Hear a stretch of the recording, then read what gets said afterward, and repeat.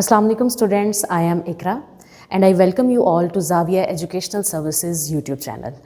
Students, हमने अपनी last video में कोर्स लाइन डिस्कस की थी अबाउट आवर इंग्लिश ग्रामर, जिसमें हमने बेसिक से एडवांस लेवल पर किस तरह से हम इंग्लिश की लर्निंग कर सकते हैं उसके बारे में जानना था.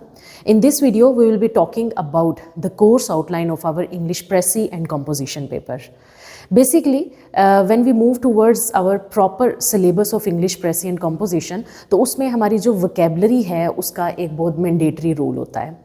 Now, vocabulary building is not a big deal. Students are mostly very conscious and they have this phobia that how they are going to crack this, how they are going to have a command on their English language and vocabulary building. Basically, इसके कुछ simple rules होते हैं. हमने कुछ understanding करनी होती है basic concepts की, जिसमें हमारे पास एक रूट वर्ड्स कॉन्सेप्ट आता है. कुछ हमने लर्निंग करनी होती है वन वर्ड सब्स्टिट्यूशंस की. रूट वर्ड्स जो हमारे पास होते हैं ये बेसिकली हमारे पास वो यू कैन से कि पार्ट्स ऑफ होल वर्ड होते हैं जो कि हमें बताते हैं कि एक सिंगल स्ट्रक्चर से हम डिफरेंट वोकेबलरी के वर्ड्स किस तरह डेवलप कर सकते हैं. इसी तरह वन वर्ड्स ऑफ सब्स्टिट्यूशन होती है, that is not just a part of our vocabulary, बल्कि ये एक हमारी वो चीज़ होती है जो हमारी प्रेसी राइटिंग में भी हमें बहुत हेल्प करती है. When you are given a whole statement और उसको आपने एक वर्ड की फॉर्म में प्रिसाइज करना है, that is hour one word substitution.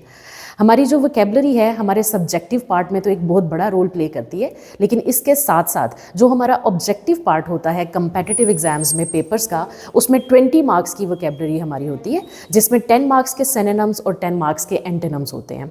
Now this is a very critical part, और हमारे बने बनाए जो 20 मार्क्स हैं हम इस तरह से ले सकते हैं अगर हमारी vocabulary learning up to the mark हो.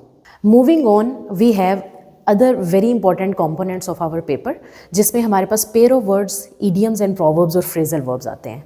मोस्टली ये वो पार्ट ऑफ पेपर होते हैं जिन्हें स्टूडेंट्स थोड़ा सा इजी लेते हैं, और पिछले कुछ सालों में ये देखा भी गया कि इन क्वेश्चंस ने स्टूडेंट के पेपर्स को इफ़ेक्ट किया. बिकॉज स्टूडेंट्स यूजली थिंक कि पेयर ऑफ वर्ड्स और ईडियम्स जो है वो हम अपनी कॉमन सेंस से जो है at the end of the paper 5 to 10 minutes में सॉल्व कर लेंगे. This is not the case. We need a proper learning for doing this, for attempting this question, जो कि हमारे फुल फ्लेज जो है 10 to 20 मार्क्स के क्वेश्चंस होते हैं पेपर के अंदर. अब पेयर ऑफ वर्ड्स को जो लर्न करने का तरीका है उसमें ये है कि we have to know about a single word और उसकी कौन सी फॉर्म में उसका क्या मतलब बनता है. When it is being used as a noun तो उसका क्या मतलब बन रहा है, when it is being used as a verb तो उसकी क्या सेंस बन रही है. हमारे पेपर के अंदर when we are given this question तो उसमें ये पूछा जाता है कि make the sentences of the following words so that their meanings become clear. It means कि हमने इन पेयर ऑफ वर्ड्स को अपने सेंटेंसेस में इंसर्ट करना है. हमने वहाँ पर ये नहीं शो करना कि we are just explaining them और हमने एक पूरी लाइन लिखी और एंड पे इस वर्ड को लिख दिया, बल्कि हमने इनकी सेंस बनानी है उस सेंटेंस के अंदर. In our regular class, in our regular session, I will be providing you with a proper list of pair of words, जिसकी हम साथ साथ लर्निंग भी करेंगे, साथ साथ उनको सेंटेंसेस में यूज़ भी करेंगे, ताकि हमारी लर्निंग के साथ साथ इनकी प्रैक्टिस भी होती जाए. इसी तरह हमारे ईडियम्स होते हैं, idiomatic expressions. We are given a question that make the sentence of following idiomatic expressions so that their meanings become clear. अब यहाँ पर हमारे पास फिर वही एक कॉन्सेप्ट आ जाता है कि हमने एक जो हमारे पास इडियोमेटिक एक्सप्रेशन आया उसको सिर्फ हमने बाय द वे एक्सप्लेन नहीं करना, बल्कि उसको प्रॉपरली इंसर्ट करना है ताकि पता चले the whole sentence is revolving around that idiomatic expression. अब हमारे पास जो इडियम्स हैं इसमें 2-3 चीज़ें आ जाती हैं. एक चीज़ होती है हमारे पास प्रोवर्ब्स, एक हम बोलते हैं ईडियम्स और एक फ्रेजल वर्ब्स. अब इन तीनों में जो है डिफरेंस वो हमें पता होना चाहिए. बेसिकली हमारे पास इडियोमेटिक एक्सप्रेशन एंड प्रोवर्ब्स को 19-20 के फ़र्क से एक ही चीज़ समझा जाता है, जिसको हम उर्दू में ज़रबुल मिसाल या मुहावरे कहते हैं. जो हमारे फ्रेजल वर्ब्स होते हैं they are bit different from this concept. जो फ्रेजल वर्ब्स हैं they are made up of a verb when put with different preposition. एक वर्ब है और उसके साथ डिफरेंट prepositions लगने की वजह से एक नया वर्ड हर preposition के साथ बन जाता है. फॉर एग्जाम्पल, इफ़ आई से बियर, एक वर्ड आ गया हमारे पास जिसका मतलब हम वैसे लेते हैं बर्दाश्त करना. When I will say he bear out, तो बियर आउट का मतलब होगा कोई चीज़ ख़त्म हो जाना. बियर अवे का मतलब होगा कोई चीज़ जीत लेना. ठीक है, बियर डाउन का मतलब होगा किसी को हरा देना। तो एक वर्ब के साथ डिफरेंट प्रपोजिशंस लगने की वजह से हमारे पास डिफरेंट एक्सप्रेशंस आ गए जिन्हें हम फ्रेजल वर्ब्स कहते हैं। हमारे कंपेटिटिव एग्जाम्स में जो फ्रेजल वर्ब्स हैं they are a part of this idiomatic expressions वाला जो क्वेश्चन है जिसके हमने सेंटेंसेस बनाने, इसी इन फ्रेजल वर्ब्स को उसी क्वेश्चन में दिया जाता है। In whatever sense they are given to us in paper, we have to solve them. In this session, I will be providing you with some kind of very authentic notes जिसको हम थोड़ी सी learning भी करेंगे, उनको हम properly जो है याद करेंगे, सेंटेंसेस में यूज़ करेंगे, ताकि हमारा ये जो पेपर पॉइंट ऑफ व्यू से एक ये क्वेश्चन भी हमारा सॉल्व हो जाए, और जो हमारे डिस्क्रिप्टिव क्वेश्चंस हैं like precis, comprehension, passage writing and whatsoever, उनको भी हम अच्छे तरीके से सॉल्व करें। Next important part of our paper is letter writing. Letter writing basically is not a regular part of our paper, क्योंकि कभी ये हमें अपने कंपेटिटिव एग्जाम्स में दे दिया जाता है क्वेश्चन और कभी ये नहीं आता। But to be on safer side and to be on as an aspirant of English learning, हमें जो है वो इन चीज़ों को देखना है, इनको लर्न करना है, इनके क्या रूल्स एंड रेगुलेशंस हैं उनको सीखना है। लेटर राइटिंग बेसिकली हमारे पास 2 फॉर्म्स में आती है, one is formal and the other one is informal one. अब हमारे पास जो इन फॉर्मल स्ट्रक्चर्स होते हैं basically they go like applications, किसी अथॉरिटी को, किसी एडिटर ऑफ द न्यूज़पेपर को, किसी भी कंसर्न डिपार्टमेंट को जब हम किसी इशू के बारे में बताते हैं, उन तक किसी किस्म की कोई इन्फॉर्मेशन पहुंचाते हैं, तो उसको we call it as formal letters. और इनफॉर्मल वो होते हैं जो हम अपने रिलेटिव्स को, बहन भाइयों को इन अ वेरी कैजुअल वे लिखते हैं। Now they both have their own structure. हमने किस तरह से स्टार्ट पे जो है वो एड्रेस लिखना है, किस तरह से उसकी एंडिंग करनी है। जो हमारे फॉर्मल लेटर्स होते हैं बेसिकली उनकी जो लेंथ है as compare to informal one वो शॉर्ट होती है, क्योंकि उसमें हमने टू द पॉइंट बात करनी है। इनफॉर्मल में हम बहुत सारी कैजुअल मैटर्स हैं जिनको डिस्कस कर सकते हैं। Letter writing is again very important part of our competitive exams. ये हमें रेगुलरली नहीं आता, but back if you see in the past papers of these competitive exams, तो हमें वहाँ पर कहीं ना कहीं पूछा गया हुआ है। I will be providing you with proper in a proper way a very you can say genuine collection of these letter writings, जिससे ना सिर्फ आपकी कंटेंट की लर्निंग होगी बल्कि आपको ये भी पता चलेगा कि किस कंसर्न डिपार्टमेंट को हमने किस तरह से लेटर लिखना है। इसके बाद एक और बहुत इंपॉर्टेंट पार्ट जो हमारे पेपर में हमें पूछा जा सकता है और पूछा गया हुआ है, दैट इज़ डायलॉग राइटिंग। अब ये जो डायलॉग राइटिंग होती है ये बेसिकली हमारी नरेशन से रिलेटेड होती है। When we talk about the basics of English, वहाँ पर हम एक कॉन्सेप्ट पढ़ते हैं जिसको हम बोलते हैं नरेशन, डायरेक्ट इनडायरेक्ट। वहाँ पर हम रूल्स पढ़ते हैं कि एक डायरेक्ट स्पीच है, we have 3 persons in English, 1 person, first person, second person and third person. When first person is telling the second person something about third person in the language of third person, तो उसको हम direct speech बोलेंगे। And when first person is telling something to second person about third person in first person speech, तो उसको हम indirect narration बोलते हैं। यहाँ पर डायलॉग राइटिंग में हमें 2 तरह से क्वेश्चन पूछा जा सकता है। या तो we are given a topic कि इस पे एक डायलॉग डेवलप करना है बिटवीन 2 पीपल, तो वी नो कि हमने जो है एक डायरेक्ट स्पीच यूज़ करके जो उनके डायलॉग्स लिखने हैं। या हमें ये क्वेश्चन इस तरह से भी किसी भी एग्जाम में पूछा जा सकता है कि we are given a proper dialogue and we are asked to convert that dialogue in a paragraph form. तो वहाँ पर हमारे जो रूल्स एंड रेगुलेशंस हैं नरेशन के, डायरेक्ट से इनडायरेक्ट की तरफ जाने के, जो हमने लर्निंग करते हैं अपनी बेसिक्स में, वो हम इम्प्लीमेंट करेंगे। They are critical rules because जो हमारे पास डायरेक्ट इनडायरेक्ट में या नरेशन में एक प्रिंसिपल क्लॉज है, एक सबऑर्डिनेट क्लॉज है, जो प्रिंसिपल क्लॉज का इम्पैक्ट है वो सबऑर्डिनेट पे जाता है। ये सारी हमारी लर्निंग होती है जिसको हमने इस क्वेश्चन में इम्प्लीमेंट करना होता है। And these are those things जिसको मे बी हम थोड़ा सा ईजी कंसिडर करते हैं when we are going towards through our this preparatory phase. तो हम इन चीज़ों को थोड़ा सा ईजी लेते हैं, but these are those things जो at the end of the day बहुत ज़्यादा मैटर करती हैं और स्टूडेंट्स मोस्टली यहाँ पर आकर स्टक होते हैं। So in our session we will be talking about all these things in a very detailed way. Another very important part of our competitive exams English paper is passage writing. हमारे पास passage writing जो है वो 2 तरह से हमें पूछी जा सकती है या हमने 2 तरह से इसकी लर्निंग करनी होती है। या तो we are given a proper topic जिस पे हमने एक पैराग्राफ डेवलप करना है। यहाँ पे अब आपने एक चीज़ बड़े ही अच्छे तरीके से समझनी है कि when we are asked to develop a paragraph, तो उसमें सबसे बड़ा ब्लंडर जो स्टूडेंट्स करते हैं वो ये होता है कि वो पैराग्राफ्स को तोड़ देते हैं। वो हमें ये कहा जाता है कि we have to develop a paragraph, we have to write a paragraph, तो हमने उसमें ब्रेकेज नहीं लगाना, हमने उसकी फर्दर पैराग्राफिंग नहीं करनी। ये एक बहुत बड़ा रूल होता है इस पैराग्राफ राइटिंग को करने का। ठीक है, उसकी जो ब्रेकिंग होती है वो हमारा जो रियल क्रक्स होता है पैराग्राफ राइटिंग का उसको ख़त्म कर देती है। अब ये हमारे पास टॉपिक आएगा कोई एक वर्ड का, तो हमें पता होगा we have to develop a content on this, और हमने एक बड़े ही आउटलाइन को फॉलो करते हुए उस पैराग्राफ की राइटिंग करनी है। But keep this thing in your mind कि पैराग्राफ राइटिंग में आपको पैराग्राफ के अंदर we are not required to write an outline, क्योंकि आउटलाइन जो है उसको हमने बाकायदा तौर पे नहीं लिखना, वो हमारे एसे की जो है वो रिक्वायरमेंट होती है। इसमें सिर्फ हमने एक स्ट्रक्चर को फॉलो करना है, कीपिंग इन व्यू कि वो जो हमें एक पर्टिकुलर टॉपिक दिया गया हुआ है किस तरह से हमने उसको इंट्रोड्यूस करवाना है, किस तरह से उसका बैकग्राउंड लिखना है, उसके पॉजिटिव नेगेटिव आस्पेक्ट्स लिख के कुछ रिकमेंडेशंस देनी है और उसको कंक्लूड करना है। सेकेंड हमारे पास ये चीज़ आ जाती है जिसको हम स्टोरी डेवलपमेंट या स्टोरी राइटिंग बोलते हैं। ये बेसिकली वो चीज़ होती है कि we are given a statement, ठीक है, और उस स्टेटमेंट के आगे हमने एक पूरा सिनेरियो डेवलप करना होता है। अब इसमें ये चीज़ आपने याद रखनी है, मोस्टली स्टूडेंट्स गेट कंफ्यूज्ड कि क्या वो स्टोरी में हमने उसको सिर्फ द स्टूडेंट्स मोस्टली दे से कि हम जब सोच रहे होते हैं, स्टोरी डेवलप कर रहे होते हैं, तो हम एक पॉइंट आता है वहाँ पर जाके हमारा एक थॉट प्रोसेस जो है वो ख़त्म हो जाता है, we find no other content to write in that particular thing. तो ऐसा नहीं है, आपने उसको स्टोरी के तौर पर तो लेकर चलना है, जो स्टेटमेंट आपको दिया गया हुआ है उसमें आगे एक सिनेरियो तो डेवलप करना है, लेकिन उसमें से कोई ना कोई आपने लेसन निकालना है, उसको थोड़ा सा मोल्ड करके अपनी किसी रेगुलर टॉपिक की तरफ ले आना है। ये बेसिक तरीका होता है इसको करने का।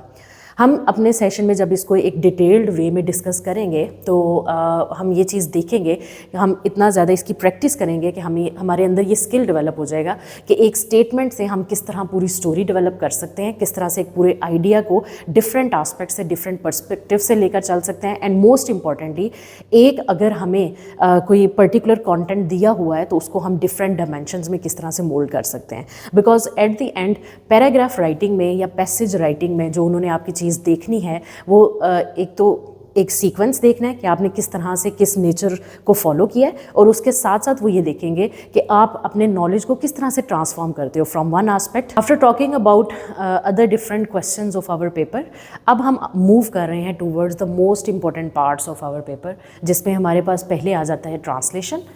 बेसिकली जो हमारे पास ट्रांसलेशन हमें आती है उसका जो एक बेसिक पर्पस होता है वो ये जानना होता है कि आपके अंदर एक लैंग्वेज से दूसरी लैंग्वेज की तरफ जाते हुए जो ट्रांजिशन कैपेबिलिटीज़ हैं वो कितनी है।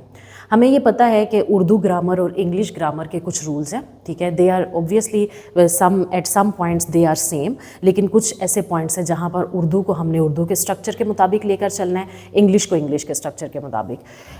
जैसे हम ये कह सकते हैं कि उर्दू लैंग्वेज में अगर एक लाइन है तो उसके अंदर हम डिफरेंट कॉन्सेप्ट्स एक ही लाइन में डाल सकते हैं। वो अगर लाइन हमें थोड़ी सी लंबी भी लगे तो उसमें कोई मज़ायका नहीं है, but as compare to that when we are talking about something in English तो we have to break that line in parts, क्योंकि उससे हमारा जो इंग्लिश का स्ट्रक्चर है उसमें पैरेललिज्म आता है और वो ब्यूटीफाई हो जाता है। ट्रांसलेशन में हमने ये करना है, एक और चीज़ जो मैं स्टूडेंट्स को मोस्टली बताती हूँ वो ये है कि your time in English paper is quite calculated. आपने हर एक क्वेश्चन को एक प्रॉपर टाइम देना है, ना उससे ज़्यादा और ना ही उससे कम, ताकि हर क्वेश्चन एक मैनेजेबल वे में आपसे हो सके। Translation is an important part, you have to give a proper time to it. Always go for a rough draft और ट्रांसलेशन फर्स्ट। आप पहले अपने रफ ड्राफ्ट में, रफ पेजेस पे इसका एक रफ ड्राफ्ट बना के फिर इसको नीट लिखें, बिकॉज मोस्टली ये देखा जाता है कि ट्रांसलेशन के क्वेश्चन में स्टूडेंट्स की कटिंग्स होती हैं, ओवर राइटिंग्स होती हैं, जो कि एक बहुत बुरा इम्पैक्ट देती हैं हमारे पेपर को। और इसमें क्यों ये होता है ऐसा, because students mostly go for only translating the words into English language. हमारा इसका पर्पज़ ये नहीं है कि हम सिर्फ उनको ये बताएं कि we know the meaning of this particular word, बल्कि हमने उनको ये भी बताना है कि हम किस तरह से लाइंस को कनेक्ट करेंगे। एक हार्मोनाइज्ड स्ट्रक्चर हमने अपनी ट्रांसलेशन में बनाना है। उसके लिए अगर हमें कोई कनेक्टिंग वर्ड्स खुद से भी एक दो लगाने पड़े तो हमने ये नहीं सोचना होता कि हमारा कहीं ट्रांसलेशन गलत ना हो जाए, कहीं हम वर्ड्स जो है वो खुद से तो नहीं ऐड कर रहे, ऐसा नहीं है। हमने जब एक स्ट्रक्चर को उर्दू से इंग्लिश में लेकर चलना है तो ग्रामेटिकली अगर हमें कोई एक दो चीज़ एंड बट ऐड भी करना पड़े तो उसमें कोई ऐसी बात नहीं होती, वी कैन पुट दैट। तो ट्रांसलेशन का जो क्वेश्चन है उसको हमने इस तरह से करना है, लाइन बाय लाइन ट्रांसलेट करके और फिर पूरे स्ट्रक्चर को कनेक्ट करना है। ट्रांसलेशन के बाद हमारा जो एक अगला पार्ट आ जाता है वो है कंप्रीहेंशन का। Most important part of our paper comprehension precis का वो पेपर होता है, वो क्वेश्चंस होते हैं जिसको देख के आपका एक इंग्लिश पेपर के बारे में तो एक पूरा आइडिया हो जाता है। मतलब एक जज कर लेते हैं चेकर्स भी, पेपर मेकर्स भी, और whosoever is the concern person के how much better you are going to perform in your papers next onward also, not just in English paper. तो कंप्रीहेंशन और प्रेसी की सबसे ज़्यादा लर्निंग तब होगी जब हम इनके रूल्स और रेगुलेशंस को पढ़ेंगे। हम ये देखेंगे कि क्या वेज हैं इनको करने के, और फिर हम इनकी एक ट्रिमेंडस प्रैक्टिस करेंगे। कंप्रीहेंशन के बारे में अभी मैं आपको बताती चलूँ कि ये वाला जो पैसेज है, ये जो पैसेजेस होते हैं हमारे पास कंप्रीहेंशन के, इसका जो बेसिक पर्पस होता है वो क्या होता है कि हमने पैसेज को कंप्रीहेंड करना है। We have to understand it fully. उसको अंडरस्टैंड करके क्वेश्चंस के आंसर्स कर रहे हैं जो हमें एंड पे दिए होते हैं। अब जो हमारे पास कंप्रीहेंशन के क्वेश्चन आंसर्स होते हैं, they are of different types. या तो वो हमें टेक्स्ट बेस्ड क्वेश्चंस पूछते हैं, या वो हमें कॉन्सेप्ट बेस्ड पूछते हैं, या हमें वो एनालिसिस बेस्ड पूछते हैं। आपके आजकल जितने भी कंपेटिटिव एग्जाम्स के डिस्क्रिप्टिव पेपर्स होते हैं हमारे पास इंग्लिश के, उसमें टेक्स्ट प्लस कॉन्सेप्ट बेस्ड होते हैं। अब हम उस लेवल पे नहीं हैं कि we have to find an answer of a question in the passage और उस लाइन को उसी तरह उठा के लिख देना है। We have to develop a concept based on that line, because हमने मार्क्स की डिवीजन भी वहाँ पर देखनी होती है और उसके अकॉर्डिंग इसका आंसर करना होता है। मोर ओवर हमारे जो एनालिसिस बेस्ड क्वेश्चंस होते हैं, ये हमारे पास जितने हमारे ऑब्जेक्टिव पेपर्स हैं उसमें पूछे जा सकते हैं। जैसे हमें एक पैसेज आ गया, उसके नीचे MCQs की फॉर्म में 4-5 क्वेश्चन पूछे गए हुए, और ये कहा गया कि read that passage and answer the following question, या choose the correct option accordingly. तो ये तीनों तरह से हमने प्रैक्टिस करनी है in our session. We will be not only learning about the rules and regulations of solving the comprehension, बल्कि हम बाकायदा तौर पे प्रैक्टिकली अपनी प्रैक्टिस में इन सब चीज़ों को लेकर आएंगे, ताकि हमारे अंदर एक स्किल डेवलप हो। हमें वहाँ पर जिस भी किस्म का पैसेज आए हम उसको अच्छे तरीके से कर सकें। Next we are going to talk about precis writing. Again, as I just told you that Pressy is the most critical part of your English paper. हमारे पास जो प्रेसी राइटिंग है, that is the, you can say, decisive factor in our English paper. हमने किस तरह से एक बड़े passage को प्रिसाइज करके लिखना है according to some rules is our precis writing. Mostly students इस चीज़ को थोड़ा सा इजी लेते हैं जब हमें क्वेश्चन में कहा जाता है कि you have to write 1/3 of the original passage. तो ये जो 1/3 है, it is because of some reason, it's an official structure. हमें वहाँ पर उन्होंने क्राइटेरिया दे दिया कि we have to write the 1/3 length of original passage. अब यहाँ पर मोस्टली स्टूडेंट्स ये करते हैं कि वो अंदाजे से उसकी समरी या उसकी प्रेसी बना देते हैं कि वी हैव द आइडिया, ठीक है इतनी इसकी 1/3 लेंथ होगी, या ज़्यादा से ज़्यादा वो ये करते हैं कि they count the words of one line and then they multiply it on lines, और वहाँ से आइडिया लगा लेते हैं कि हमने इतने वर्ड्स की लिखनी है। बेसिकली जो पैसेज के वर्ड्स की काउंटिंग होती है, that does not take more than 2 to 3 minutes. तो जहाँ पर हम इतना टाइम लगा रहे हैं और हम अपनी इतनी प्रैक्टिस रखेंगे कि हम इन वर्ड्स को अच्छे तरीके से कुछ सेकेंड्स में काउंट कर दें, तो it's not a big deal. Please count the words of your original passage in paper, right it down divided by 3, और 1/3 जो आपकी लेंथ आएगी वो आपके पास क्राइटेरिया होना चाहिए कि इतनी हमने इसकी प्रेसी बनानी है। Secondly, first of all we have to know about the nature of passage of precis. Precis writing में मोस्टली ऐसा होता है, बल्कि किसी भी पेपर में कोई भी चीज़ जब हमारे सामने आती है तो बहुत कम ऐसा होता है कि फ़र्स्ट रीडिंग में हमें किसी चीज़ की समझ आ जाए। Mostly students get confuse here. वो समझते हैं अपनी फ़र्स्ट रीडिंग के बाद ही कि हम ये नहीं कर सकते या हम ये कर सकते हैं या नहीं, वो वहाँ पर जज कर लेते हैं। ऐसा नहीं है। Our English needs 3 to 4 times reading for comprehensive understanding. तो जब आपने प्रेसी करनी है, first of all you have to give first reading, you have to give a re-reading, then again you have to do another cluster reading, छोटे छोटे parts बना के उसको रीड करना, उसके आइडिया को ग्रैस्प करके फिर उसकी प्रेसी बनाना। ठीक है, तो जो बार बार की रीडिंग होगी वो आपके आइडियाज़ को क्लियर करेगी, आपकी अंडरस्टैंडिंग को डेवलप करवाएगी। हमारे पास जो प्रेसी राइटिंग है वो 3 तरह से हमें पैसेजेस वहाँ पर आ सकते हैं। एक हमारे पास होता है नरेटिव, जिसमें हमें कोई स्टोरी सुनाई जा सकती है। For example, the writer of the passage is talking about his visit to some place, किसी भी एक जो है वो जगह के बारे में वो बता रहे हैं एक स्टोरी की फॉर्म में, तो वो हमारी स्टोरी टेलिंग होगी या नरेटिव होगा पैराग्राफ। एक हमारे पास होगा डिस्क्रिप्टिव, जिसमें किसी भी चीज़ को डिस्क्राइब किया गया होता है, किसी पर्सनैलिटी को, किसी बुक को, किसी भी चीज़ के बारे में बताया गया होता है। और एक हमारे पास रेगुलर पैराग्राफ होता है, जो कि हमारे किसी भी करंट सिनेरियो पे, किसी एक टॉपिक पे हमें जो है वो पूरा पैराग्राफ करना होता है। अब हमने इसमें देखना क्या है कि we have whatever the nature of paragraph is, we have to follow some rules for precis writing. उसकी लेंथ का ख्याल रखना है, हमने उसमें कौन सी डिटेल्स रखनी है, किन चीज़ों को स्किप करना है, उन चीज़ों का ख्याल रखना है। And thirdly we are asked about a title of the precis. जो टाइटल है it is again very important part of our precis. Title में बस आपने ये चीज़ याद रखनी है कि now we are again going to precise something. जब आप टाइटल एक पूरी लाइन का लिख देते हो तो that is not actually a title, वो आपने कुछ उसका कंक्लूड कर दिया उसे या कुछ भी। टाइटल का एक क्राइटेरिया है कि you have to write 3 to 4 words. इतना हो टाइटल के वो आपकी एक लाइन में आ जाए ताकि वो टाइटल भी लगे, किसी चीज़ का जो मेन हेड होता है वो लगे। ठीक हो गया। टाइटल कंटेन्स यू कैन से के इक्वल मार्क्स इन प्रेसी, ठीक है। और इसके जो है ना लिखने से मार्क्स तो आपके कटेंगे लेकिन आपका ओवरऑल प्रेसी का जो इम्प्रेशन है वो भी जो है यू कैन से के टोटली डिस्ट्रॉय हो जाएगा। So title is a very critical part. Title को हमने चूज़ किस तरह से करना है, हमने we have to know the crux of whole passage. वो क्रक्स हमारा 2 वर्ड्स में हम बता सके, 3 वर्ड्स में बता सके, वो हमने अपने टाइटल में लिखना होता है। और टाइटल को बड़े ही अच्छे वे में हम जो है स्टार्ट ऑफ द प्रेसी और एंड ऑफ द प्रेसी पे लिख सकते हैं। तो ये सारी चीज़ें वो होंगी, एक बड़े ऑफिशियल वे में हम इन सब के रूल्स को लर्न करेंगे, इन सब चीज़ों को हमने किस तरह से लेकर चलना है वो करेंगे, और हम अपने पेपर में अकॉर्डिंग टू आवर टाइम किस तरह से हम इन चीज़ों को टाइमली कर सकते हैं उनकी प्रैक्टिस भी करेंगे। सो आई होप स्टूडेंट्स कि आज मैंने आपके साथ जो कोर्स आउटलाइन डिस्कस की है, सारी चीज़ों की एक ब्रीफ सी अंडरस्टैंडिंग आपको दी है, वो आपने अच्छे तरीके से ग्रैस्प की होगी। In our regular session when we will be talking about all these things, I will be providing you with proper notes, with proper practice exercises, और आपके अंदर एक स्किल डेवलप करेंगे इन दिस सेशन, जिससे आपके लिए इंग्लिश को learn करना इन जनरल वे भी बहुत ईजी हो जाएगा और अपने पेपर पॉइंट ऑफ व्यू से भी चीज़ें आपके लिए आसान हो जाएंगी। So thank you.